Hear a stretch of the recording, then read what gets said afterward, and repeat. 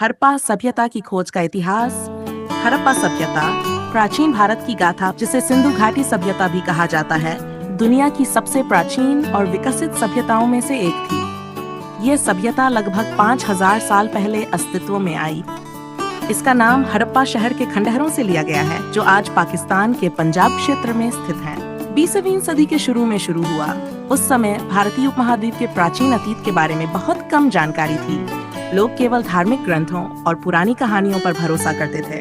19वीं शताब्दी के अंत और 20वीं सदी की शुरुआत में ब्रिटिश सरकार के अधिकारी और पुरातत्वविद भारत में विभिन्न स्थानों पर खुदाई कर रहे थे।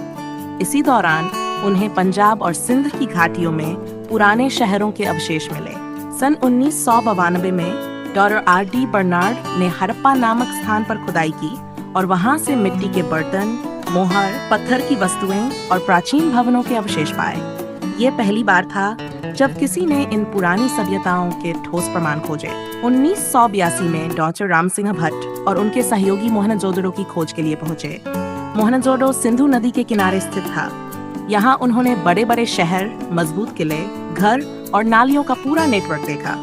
ये साबित करता था कि उस समय के लोग बहुत संगठित और विकसित थे। हड़प्पा और मोहनजोदड़ो की खुदाई ने दुनिया को चौंका दिया। ये शहर इतने व्यवस्थित थे कि लोग सोच भी नहीं सकते थे कि यह सभ्यता हजारों साल पहले थी। घरों में बाथरूम, नालियों का जाल, बाजार और गोदाम तक थे। हड़प्पा सभ्यता की पहचान इसके व्यवस्थित नगर योजनाओं से होती है। यहाँ के शहरों में सड़कों और घरों की व्यवस्था भी घर ईंटों से बने थे और प्रत्येक घर के पास पानी की आपूर्ति का विशेष इंतजाम होता था। सिंधु घाटी सभ्यता के लोग कृषि पर निर्भर थे। गेहूं, जौ और चना उनकी मुख्य फसलें थीं। साथ ही लोग पशुपालन भी करते थे। ये सभ्यता व्यापार और शिल्पकला में भी बहुत उन्नत थी। मिट्टी के बर्तन, मृदभांड और मूर्तियां इस सभ्यता की कला का उदाहरण हैं। हड़प्पा और मोहनजोदड़ो के शहरों में गढ़वाली संरचना थी। शहरों में मुख्य सड़कें चौड़ी थीं और नाले पानी के लिए बनाए गए थे। हर घर में जल निकासी का विशेष इंतजाम था, जो उस समय की तकनीकी समझ को दर्शाता है। हड़प्पा सभ्यता के लोग लिखित भाषा में भी माहिर थे। ये दर्शाता है कि यह सभ्यता कितनी उन्नत थी। 1925 और 1930 के बीच भारतीय और विदेशी पुरातत्वविदों ने हड़प्पा सभ्यता की खोजों को विस्तार से लिखा। उन्होंने देखा कि यहाँ की संस्कृति शांति, व्यापार, कला और विज्ञान में बहुत आगे थी। मोहर पर छपी छवियां और लिपि ने शोधकर्ताओं को भाषा और लेखन का ज्ञान दिया। उन्होंने छोटे छोटे प्रतीक और चिन्ह बनाए थे, जिन्हें हम आज भी पढ़ नहीं पाए हैं। इससे पता चलता है कि इस सभ्यता में प्रशासन और व्यापार के लिए लिखित प्रणाली का प्रयोग होता था। इस सभ्यता में कला और सांस्कृतिक जीवन बहुत समृद्ध था। मिट्टी और धातु से बने छोटे छोटे मूर्तिकला, गहने और खिलौने आज भी पाए जाते हैं। ये मूर्तियाँ इस बात का प्रमाण है कि हड़प्पा के लोग शिल्पकला में निपुण थे। इस सभ्यता के बारे में सबसे बड़ी खोज ये थी यहाँ के लोग खेती और व्यापार दोनों में कुशल थे। उन्होंने गेहूं, जौ और अन्य अनाज उगाए और नदियों के किनारे व्यापार के लिए बड़े शहर बनाए। ये सोचकर भी लोग हैरान थे। हड़प्पा सभ्यता का व्यापार केवल अपने क्षेत्र तक सीमित नहीं था। उन्होंने मेसोपोटामिया और अन्य दूरदराज देशों के साथ व्यापार किया। तांबा, सीप, सोना और रेशम का व्यापार इस सभ्यता की समृद्धि को दर्शाता है।